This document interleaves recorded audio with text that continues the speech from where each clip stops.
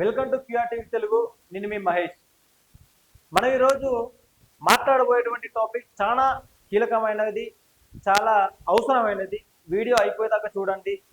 మీ opinion comment రూపంలో తెలియజేయండి.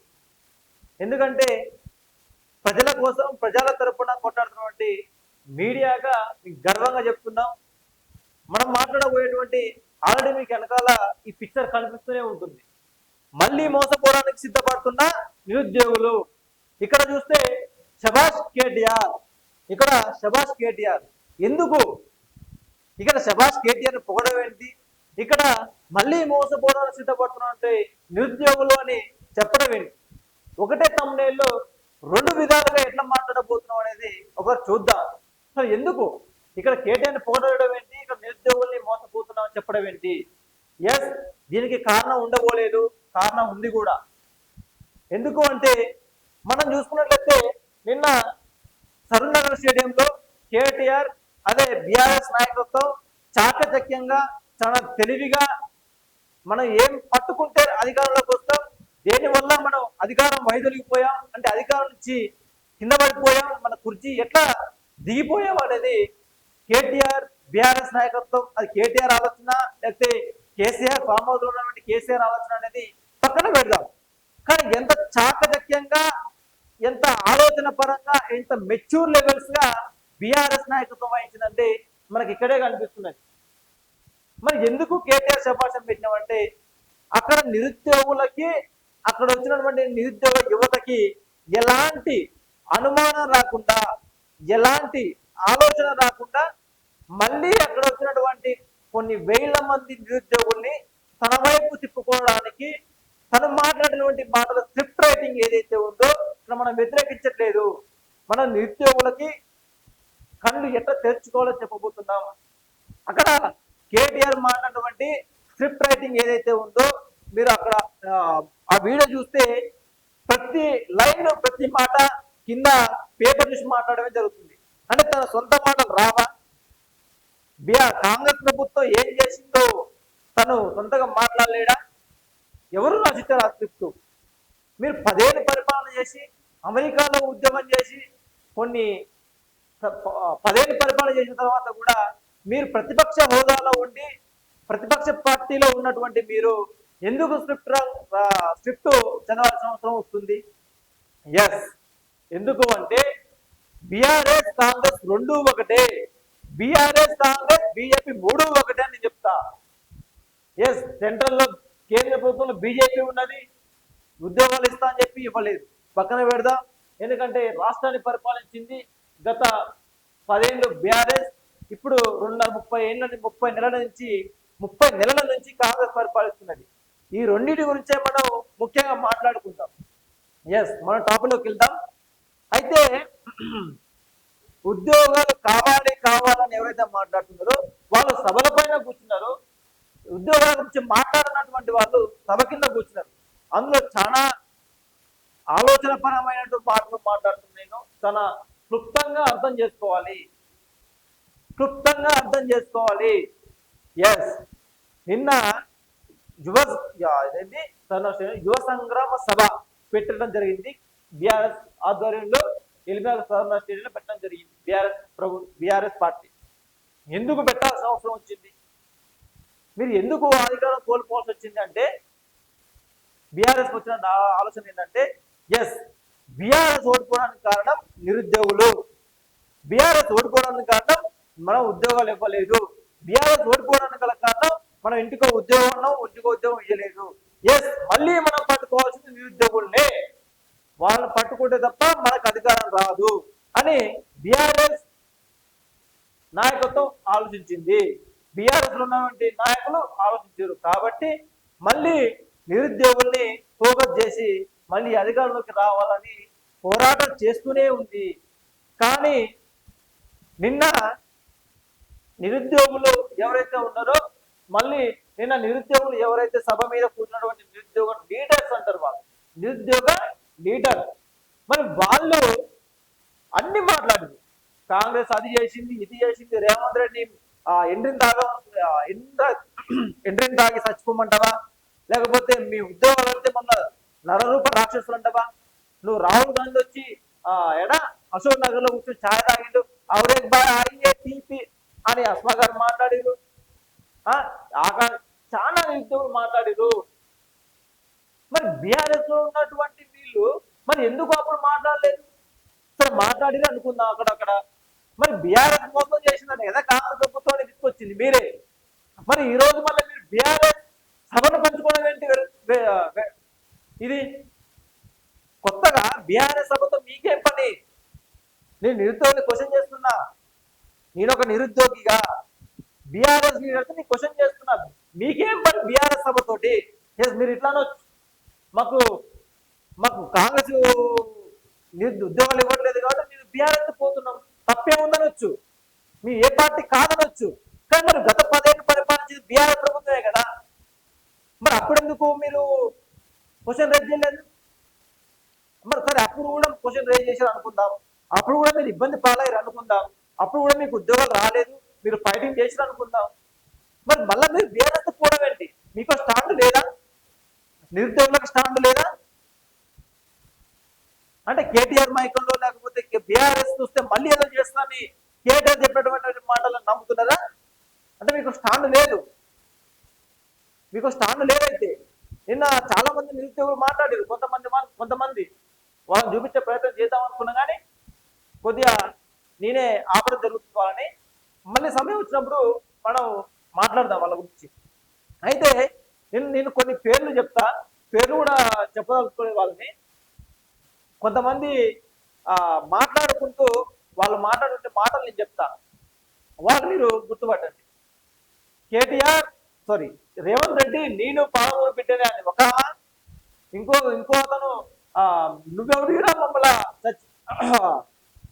చచ్చిపోని చెప్పడానికి కానీ ఇంకొక వ్యక్తి. అంటే ఇట్లా మాట్లాడుతున్నటువంటి వీళ్ళు మరి మీరు తీసుకుపోయినటువంటి మీ ఆధ్వర్యంలో ఉన్నటువంటి యువత, మీ ఆధ్వర్యంలో నిరుద్యోగ యువత మీరు తీసుకుపోయి కూర్చోబెట్టారు సభల కింద. నేను సభ కింద కూర్చోబెట్టారు కదా, మరి మీరు సభలెక్కి మాట్లాడారు కదా. మరి మీరు తీసుకుపోయిన నిరుద్యోగులకి ఏమి హామీ ఇచ్చారు? మీరేం హామీ ఇచ్చారు అంటున్నా నేను. మీరు హామీ ఇవ్వాలి కదా. మీరు హామీ ఏమి ఇవ్వకుండా మీరు రేవంత్ రెడ్డి అంటే ఏమొస్తుంది? అవును, రేవంత్ రెడ్డి తప్పు చేసిండు, నేను దాన్ని ఏకీభవిస్తున్నా. రేవంత్ రెడ్డి పరిపాలన బాగాలేదు. రేవంత్ రెడ్డి ప్రభుత్వంలో నిరుద్యోగ అవస్థలు పడుతున్నారు, రైతుల అవస్థలు పడుతున్నారు, తెలంగాణ యావత్ సమాజం అవస్థ పడుతుంది. దీనికి నేను ఏకీభవిస్తున్నా. కానీ మీరు సభల మీద మాట్లాడి ఏదో కింద నిరుద్యోగులు రెచ్చగొట్టి మీరేదో లాభం ఉందా అంటే కుదరదిక. రాజకీయ పార్టీలు అట్లనే తయారైంది, రాజకీయ నాయకులు అట్లనే తయారైంది, నిరుద్యోగ లీడర్స్ కూడా అట్లనే తయారవుతారు కదా. మరి మీకు వాళ్ళ తేడా ఏంటి? మీరు నిజంగా నిరుద్యోగుల కోసం కొట్లాడుతురా? కొట్లాడితే మీ స్టాండ్ ఏది? మా నిరుద్యోగుల తరపున మీ స్టాండ్ ఏది అంటున్నా. మీ దగ్గరకు కదా రావాల్సింది నిరుద్యోగులు. మీరు సభలు పెడితే కదా రావాల్సింది. వాళ్ళు పెట్టే సభలకు మీరు పోవడం ఏంటి? వెరైటీగా ఇది అడగదా సమాజం? ఇలాంటి మీడియా అడగదా? నిరుద్యోగుల కోసం మాట్లాడతా, నిరుద్యోగుల తప్పులు జరిగితే కూడా మాట్లాడతా, నిరుద్యోగులు తప్పు చేస్తూ కూడా నిలదీస్తాం. ఇది మా మీద ఉన్న బాధ్యత. ఎందుకంటే రాజకీయ నాయకులు తప్పు చేస్తే అడగాలి ఏమన్నా రూల్ ఉందా? నిరుద్యోగుల క్వశ్చన్ చేద్దామన్న రూల్ ఉందా? 100% నిరుద్యోగులు కూడా నిలదీస్తాం, నిరుద్యోగులు చేస్తున్న తప్పు కూడా నిలదీస్తాం, పక్కా చేస్తాం. రానున్న రోజుల్లో నిరుద్యోగుల కోసమే నేను ఫైటింగ్ చేస్తా. నేను తమాషాలా ఏదో అమాయక గ్రామాల్లో వచ్చినటువంటి నిరుద్యోగుల్ని, హాస్టల్లో చదువుతున్న నిరుద్యోగుల్ని ఏదో తీసుకుపోయి సభల కింద కూర్చోబెట్టి ఒక 10 ప్లకార్డులు తయారు చేయించి పట్టుకోవించి వాళ్ళని ఎక్స్పోజ్ చేస్తే రేపు రాదు అధికారంలోకి వచ్చిన తర్వాత ఏం చేద్దాం అనుకుంటారు వాళ్ళని? 10 ఏళ్ళు దుచ్చమాట అని చెప్పి తెలంగాణ సెంటిమెంట్ మీద అధికారంలోకి వచ్చారు కదా మీరు అది మరి అదెట్టు పోయింది? అది కూడా మాట్లాడాలి కదా. అరే బైసాబ్ నిరుద్యోగులారా, మేము కూడా హామీలు ఇచ్చినాం, ఇంటికో ఉద్యోగం అన్నాం, ఇవ్వలేదు. ఏర్పడ్డ ప్రతి కొడుకు ఒక ఇల్లు అన్నాం, ఇవ్వలేదు. ఏర్పడ్డ ప్రతి ఒక్క బిడ్డకి కొడుకు రేషన్ కార్డు అన్నాం, ఇవ్వలేదు అని మీరు చెప్పాలి కదా. మరి ఇది చెప్పలేదేంటి? మరి ఇది చెప్పకపోతే ఎట్లా? మీరు ఒకరిని వ్యతిరేకిస్తున్నప్పుడు మన తప్పు కూడా చెప్పాలి కదా. ఒకటే మాట, మేము 10 ఏళ్ళు పరిపాలించినాం, మొదటిసారి పరిపాలన కదా, ఇక మాకు తప్పు తెలవక తప్పు చేసినాం పాపం, మమ్మల్ని క్షమించండి, మేము మళ్ళీ అధికారంలోకి వస్తాం, మేము ఫస్ట్ మీ ఉద్యోగాలు వచ్చినాకనే ఇస్తాం అని కేటీఆర్ దొంగ మాటలు మాట్లాడుతున్నాడు. తప్పు కదా అది? ఎంత మోసపూరితమైన మాటలు అది. కమిట్మెంట్ ఏమి ఇచ్చినావు బయట సార్? నిన్న మాట్లాడినావు, 40 నిమిషాలు మాట్లాడినావు వీడియో, 40 నిమిషాలు 50 నిమిషాలు మాట్లాడినావు. కమిట్మెంట్ ఏమైనా ఇచ్చినావా? ఎస్, రేవంత్ రెడ్డి మాట్లాడిన ప్రతి మాటకి నిరుద్యోగులు నిజంగానే కమిట్మెంట్, అది నిజంగానే ఇస్తారు మాకు ఇది అని మోసపోయి ఓట్లు తెప్పించారు. ఊర్లో నువ్వు చెప్పిన అత్తకి, మామకి, అల్లుడికి, బిడ్డకి, వదినకి, అన్నకి, బావకి, మర్దికి నువ్వన్న మాటలు ఇవి నిన్న సభలో. వీళ్ళందరికీ నిరుద్యోగులు పోయి చెప్పి కాంగ్రెస్ ఓట్లు వేస్తే మాకు అధికారంలోకి వచ్చేదాకా మాకు ఉద్యోగాలు వస్తాయి, మన జీవితాలు బాగుపడతాయి చెప్పి ఓట్లు తెప్పించిన నువ్వు అన్నావు కదా. మరి వాళ్ళు అదే కమిట్మెంట్ అనుకుని అట్లా పోయి ప్రచారం చేసారు. మరి నువ్వేం కమిట్మెంట్ ఇచ్చినావు కేటీఆర్? నువ్వేమన్నా రాసి ఇచ్చినావు పత్రం? నేను 100 రూపాయల డాక్యుమెంట్ కాదని రాసిస్తాను నేను నిరుద్యోగులారా, నేను ఇట్లా బాండ్ పేపర్ రాసిస్తున్నా, రాగానే 10వ తారీఖు నాడు నేను 2 లక్షల ఉద్యోగాలు వేస్తా, జాబ్ కార్డు ఇస్తా అని చెప్పి నువ్వు మాట్లాడినావా? లేదే, నువ్వు అదే పోయినావు. రేవంత్ రెడ్డి అట్లే మాట్లాడే సభలల్లా 1కి 100 అన్నాడు, ఒక్కొక్కరికి ఒక్కొక్కటి అన్నాడు. ఆయన అదే మాట్లాడు, నువ్వు అదే మాట్లాడినావు. ఎవడు హామీ లేదు, ఎవరు చక్కగా మాట్లాడలేదు. మరి దేనికోసం ఇదంతా? అందుకనే శభాష్ కేటీఆర్ పెట్టడం జరిగింది. నిన్న జరిగినటువంటి సభలో, తను మాట్లాడినటువంటి సభలో ఒక్క నిరుద్యోగి కూడా అనుమానం రాలేదు. అరే బీఆర్ఎస్ 10 ఏళ్ళు పరిపాలించి మనల్ని మోసం చేసింది అని ఒక్క నిరుద్యోగి కూడా, సభ కింద ఉన్నటువంటి నిరుద్యోగి కూడా అనుమానం రాలేదు. అర్థం చేసుకోవాలి నేను ఏం మాట్లాడుతున్నది. సభ కింద ఉన్నటువంటి ఒక్క నిరుద్యోగి కూడా అనుమానం రాలేదు.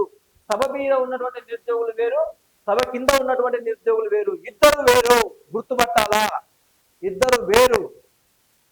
సభ మీద ఉన్న నిరుద్యోగులు ఇక డిఫరెంట్, సభ కింద ఉన్నటువంటి నిరుద్యోగులు అసలనే నిరుద్యోగులు. కాబట్టి ఆలోచించుకోవాలి నిరుద్యోగులారా, 100% ఆలోచించుకోవాలి. ఎటు పోతుంది సమాజం, ఏమి చేస్తుంది సమాజం అని ఆలోచన చెయ్యాలి. నిరుద్యోగులు మోసపోతున్నారు. ఎంతకాలం ఇంకా నిరుద్యోగులు మోసపోతూనే ఉంటున్నారు. 50 ఏళ్ళు పరిపాలించిన కాంగ్రెస్ చేతిలో మోసపోయారు, 10 ఏళ్ళు పరిపాలించిన బీఆర్ఎస్ చేతిలో మోసపోయారు. మళ్ళీ ఇప్పుడు 30 నెలల నుంచి కాంగ్రెస్ ప్రభుత్వం మోసపోతూనే ఉన్నారు. రాబోయే బీఆర్ఎస్ లో మోసపోవడం సిద్ధంగా ఉన్నారు. మీకు స్టాండ్ లేదా? మీకు స్టాండ్ లేకపోతే దేనికోసం? మీకు స్టాండ్ లేకపోతే దేనికోసం? మరి మీకు నిరుద్యోగులకు స్టాండ్ లేదా? ఎస్, దేనికి లేదు స్టాండ్? నిరుద్యోగులకు స్టాండ్ ఎంచుకోవాలి కదా. నిరుద్యోగులు స్టాండ్ ఎంచుకోలేకపోతే దేనికి? నిరుద్యోగులు నిన్న యువ సంగ్రామ సభ జరిగిందప్ప. నిన్న యువ సంగ్రామ సభ జరిగింది. యువ సంగ్రామ సభ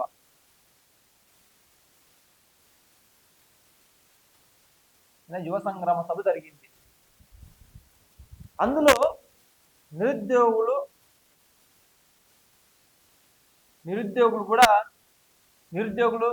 ప్లస్ బీఆర్ఎస్ లీడర్, నిరుద్యోగులు బీఆర్ఎస్ లీడర్స్ ఇద్దరు కలిస్తేనే ఆ సభ అయింది. గ్రామాల్లో ఉన్నటువంటి నిరుద్యోగుల గురించి ఒక్కరు కూడా మాట్లాడలేరు. ఆ గ్రామాల్లో ఉన్నటువంటి నిరుద్యోగులు ఎందుకు రాలేరు? నిరుద్యోగులు ఇది హైదరాబాద్ నిరుద్యోగులు, ఇది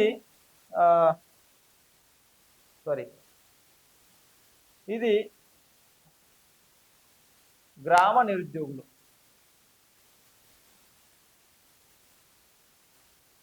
ఇది గ్రామ నిరుద్యోగులు. అంటే హైదరాబాద్లో ఉన్నటువంటి నిరుద్యోగులకే బీఆర్ఎస్ సపోర్ట్ ఇస్తుందా? హైదరాబాద్లో ఉన్నటువంటి నిరుద్యోగులకి బీఆర్ఎస్ అధికారంలో రాగానే ఉద్యోగాలు ఇస్తుందా? మరి గ్రామ నిరుద్యోగులు నిన్న రాలేదెందుకు సభకి? నిన్న గ్రామ నిరుద్యోగులు రావాలి కదా, ఎవరు రాలేదే. గ్రామాల్లో ఉన్నటువంటి నిరుద్యోగులు వచ్చి హైదరాబాద్లో ఉండాలా? లేరే. కొంతమంది చెప్తారు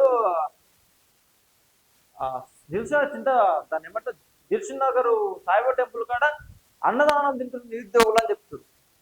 మాట్లాడినట్టు వ్యక్తులు ఒక్కరు కనిపించలేదా మా పేరు? మాకు ఏ రోజు కూడా అన్నదాని దగ్గర సభ మీద మాట్లాడేటువంటి వాళ్ళు ఎవరు మాట్లాడలేదు, ఎవరు కనిపించలేదే అన్నదానాల దగ్గర.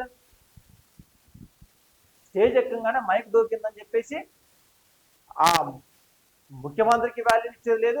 పోనీ మనిషికి ఇవ్వకపోయినా పర్లేదు, పదవికి ఇవ్వాలి కదా వాల్యూ. పదవికి నువ్వు వాల్యూ ఇవ్వడం సరే, రాజకీయ నాయకులు మాట్లాడతారు, కథ కార్యక్రమం అవుతుంది, వాళ్ళు ఏదేమైనా ఎన్ని కేసులైనా వాళ్ళు బయటకు వస్తారు.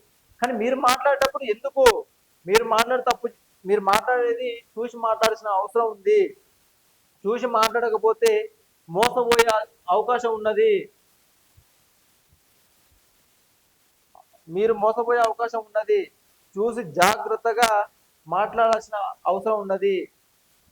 కాబట్టి మీరు ఏదేమైనా 100% చాలా ఇదిగా ఉండాలి. నిరుద్యోగులు ఏదో మైక్ దొరికింది కదా అని ఏదో అల్లటప్పగా మాట్లాడిపోతే అధికారం కాంగ్రెస్ది. నిరుద్యోగుల తరపున రేపు ఎవడు రాడు. కాబట్టి నిరుద్యోగులకు స్టాండ్ తీసుకోండి, నిరుద్యోగులకు మాట్లాడండి, నిరుద్యోగుల కోసం పోరాటం చేయండి. మా వంతు సహాయం మేము కూడా చేస్తాం మీడియా తరపున. ఏదో అసలు నిరుద్యోగులకి నేను వేస్తున్న ప్రశ్న, మీకు పార్టీలకు సంబంధం ఏంటి? నేను నిరుద్యోగుల నాయకులు అని చెప్పుకుంటూ ఒకరందరూ నేను టీచర్ని అయిపోదాం అనుకున్నా, నన్ను లీడర్ చేసిరు, నన్ను లీడర్ చేయకండి అని చెప్పినా కూడా నన్ను లీడర్ చేసిరు. లేకపోతే నేను టీచర్ని నా పార్టీకి నేను పోతుంటే నేను ఏదో పాఠం చెప్పుకుందాం అనుకున్నా, నన్ను లీడర్ చేసిరు. మీరు భరించండి. ఇక ఏం భరించాలా? నువ్వు లీడర్వా? టీచర్ అయిదాం అనుకున్న మీరు ముఖ్యమంత్రికి హోదాలో ఉన్నటువంటి వ్యక్తి ఎంత రెస్పెక్ట్ తెలవదా? అదేనా మీరు నేర్చుకున్నది? ఇది జ్ఞానం. మైకు దొరికిందని చెప్పి అల్లా తప్పగా మాట్లాడితే పరిణామాలు చాలా తీవ్రంగా ఉంటాయి. గమనించుకోవాలి. ఇదంతా ఏదో మైక్ దొరికింది కదా, కింద చప్పట్లు కొట్టాలి కదా, సభ కింద ఉన్నవాళ్ళు, సభ మీద ఉన్న వాళ్ళు మనం గుర్తుపెట్టుకోవాలి కదా అని మాట్లాడకండి. నేను మీ గురించే చెప్తున్నా. చాలా ఇబ్బందుల పాల్గొనాల్సి వస్తుంది మీరు భవిష్యత్తులో. ఎందుకు చెప్తున్నా అర్థం చేసుకోండి. మీరు ఏదో 4 చప్పట్లు కొడతారు, వెళ్ళిపోతారు వాళ్ళు. రేపు మీకు ఏదైతే వాళ్ళు రారు, సభ మీద ఉన్న మీ పక్కన ఉన్న వాళ్ళు రారు. అర్థమైందా? కాబట్టి ఆలోచన చేసుకోవాలా ఏం మాట్లాడుతున్నాం అనేది.